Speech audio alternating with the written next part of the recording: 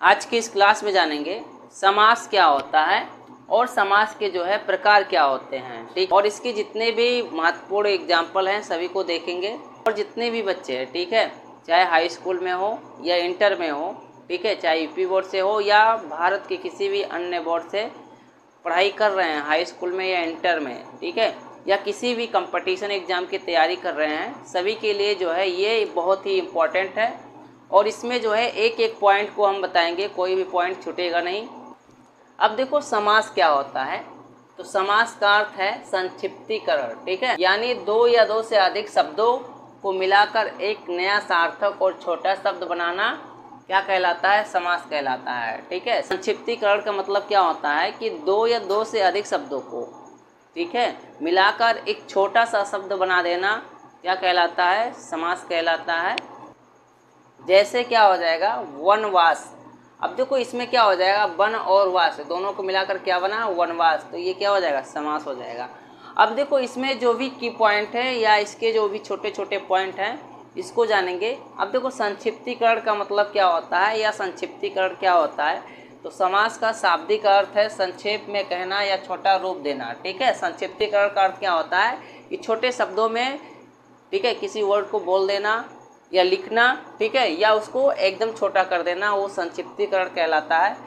और अगला पॉइंट होगा सामासिक शब्द क्या होता है, तो समास के नियमों से बना नया शब्द सामासिक शब्द या समस्त पद कहलाता है। मतलब क्या होता है कि समास के जो भी रूल है, नियम है, उसके द्वारा जब एक नया शब्द बनाया जाता है तो उसे क्या कहते हैं, उसे सामासिक शब्द कहा जाता है या समस्त पद कहा जाता है, ठीक है। अब देखो पद क्या होता है, अगला पॉइंट हो जाएगा पद क्या होता है। तो पद किसे कहते हैं, तो समास में दो पद होते हैं, ठीक है। समास में कितने पद होते हैं, समास में दो पद होते हैं। पहला पद क्या कहलाएगा, पूर्व पद, ठीक है, पहला पद इसमें क्या कहलाता है, पूर्व पद।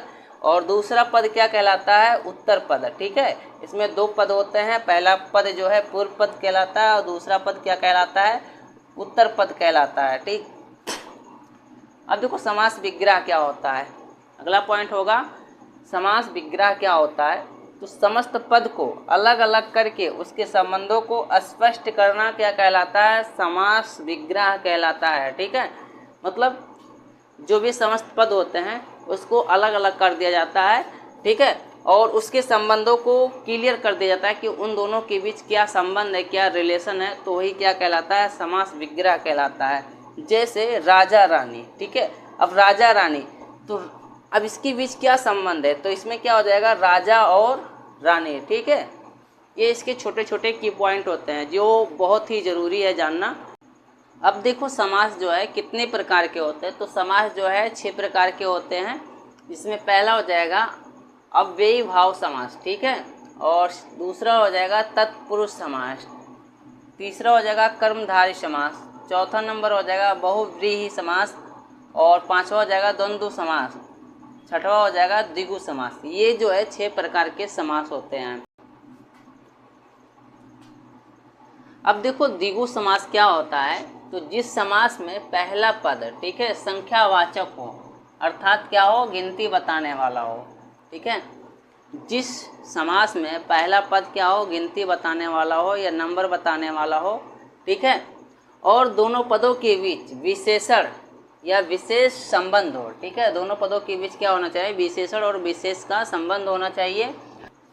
और समस्त पद जो है समूह या समाहार का ज्ञान कराए, ठीक है, तो उसे क्या कहते हैं, द्विगु समास कहते हैं, ठीक।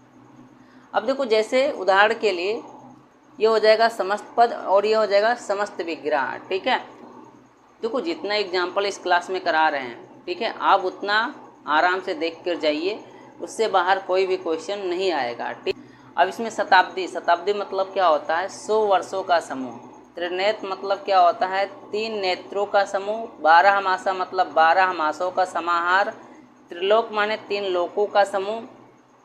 सतसई, सतसई मतलब 700 दोहों का समूह। चौराहा मतलब 4 राहों का समाहार, ठीक है।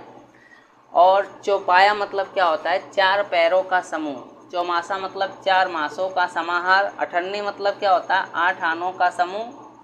अष्ट सिद्धि मतलब क्या होता है, 8 सिद्धियों का समाहार।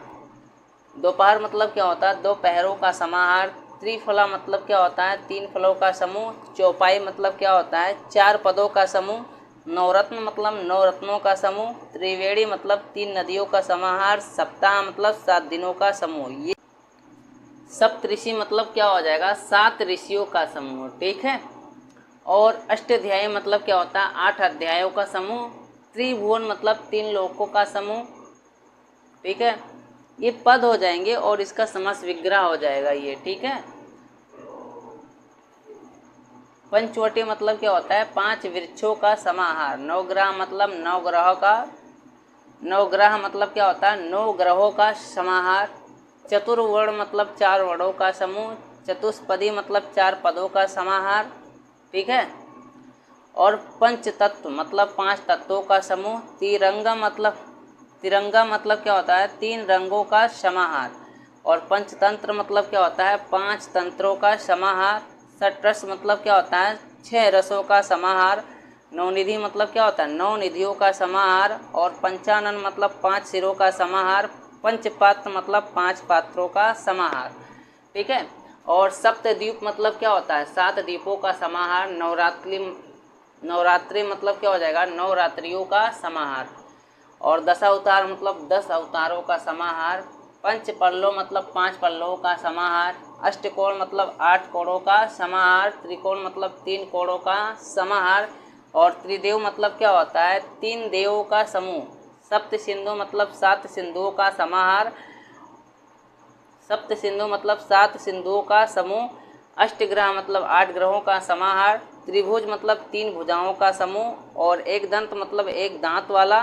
पंचगंगा मतलब क्या होता है? 5 गंगाओं का समूह। चतुर्वेद मतलब 4 वेदों का समूह, ठीक है।